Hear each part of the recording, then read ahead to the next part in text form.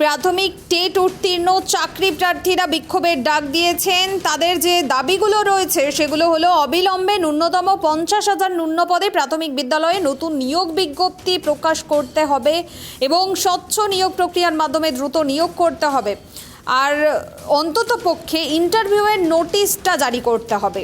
চাকরি প্রার্থীরা অভিযোগ করছেন দীর্ঘদিন ধরে নিয়োগ প্রক্রিয়া ঝুলে থাকার কারণে তারা অনিশ্চয়তার মধ্যে রয়েছেন।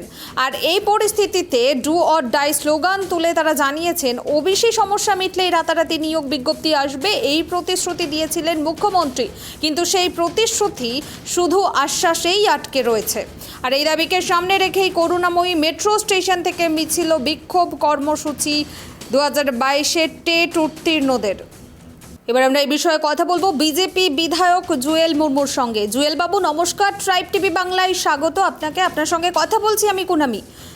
প্রাথমিক টেট উত্তীর্ণরা তারা আন্দোলন করছেন আজকে করুণাময়ীতে, এবং সেই শান্তিপূর্ণ আন্দোলনে পুলিশ এসে বাধা দেয়, তাদেরকে টেনে হিচড়ে প্রিজন ভ্যানে তোলা হয়। কি বলবেন এ বিষয়ে আপনি?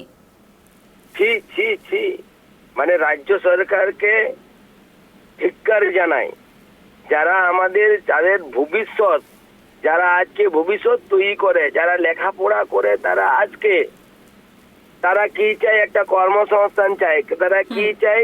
তাদের একটা চাকরি চাই। আর তারা সেখানে তারা 2022 সালে টেট পরীক্ষায় তারা পাস করেছে। আর এখন আমাদের 2025 সাল, 2022 সালে তারা পরীক্ষায় পাস করেছে। আজকে আপনারা 25 সাল চলছে, আর কয়েক মাস পরে আপনারা দেখতে পাবেন 2026 সালে নির্বাচন। এখনো পর্যন্ত তাদেরকে নিয়োগ করতে পারছে না বলে তারা গণতন্ত্রভাবে আন্দোলন করছে। আর গণতন্ত্রভাবে আন্দোলন করার পরও তাদেরকে কি পুলিশকে লিলিয়ে দেওয়া হচ্ছে, যারা আজকে তাদেরকে যে আসল রহস্য যেন বেরিয়ে না আসে, তাদেরকে যেন রিক্রুট না করে তাদের মুখ বন্ধ করানো যায়, তাদেরকে কেস দিতে হবে। আর তাদেরকে ধমকানো, চমকানো, ভয় দেখাতে হবে, মারতে হবে, কেস দিতে হবে।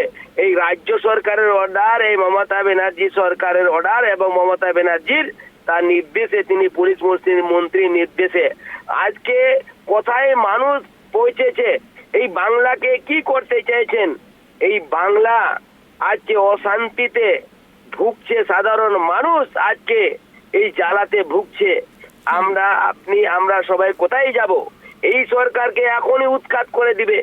যারা আজকে 2000 টেট পরীক্ষায় পাস করেছে, তারা ন্যায্য দাবিতে আজকে করুণাময়ে তারা আন্দোলন করছে শান্তিপ্রিয় ভাবে। তারা শান্তিপ্রিয় আন্দোলনকে, তাদের আন্দোলনকে বন্ধ করে দেওয়া হয়েছে। কেন বন্ধ করে দেওয়া হয়েছে আপনারা জানেন?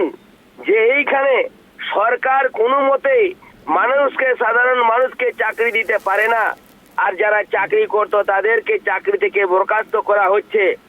আর সেইখানেও তাদের কি জল কিছু মেশানো হয়েছে, তার জন্য তাদেরকে রিক্রুট করা হচ্ছে না।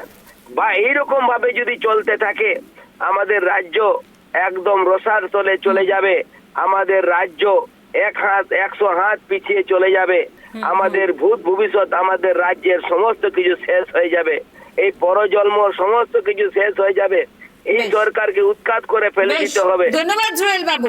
আমরা কথা বললাম বিজেপি বিধায়ক জুয়েল মুর্মুর সঙ্গে। তিনি জানালেন রাজ্য রসাতলে চলে যাচ্ছে এবং এই সরকারকে শীঘ্রই উৎখাত করবে সাধারণ মানুষ। আপনাদের জানিয়ে রাখবো 2022 সালের প্রাথমিক টেট উত্তীর্ণ চাকরি প্রার্থীরা তারা আন্দোলন করছিলেন করুণাময়ীতে, তারা জমায়েত করেছেন এবং সেখানে পুলিশ পৌঁছে তাদেরকে টেনে হিচড়ে কিন্তু প্রিজন ভ্যানে তোলে। এই মুহূর্তে একেবারে ধুন্ধুমার পরিস্থিতি করুণাময়ীতে।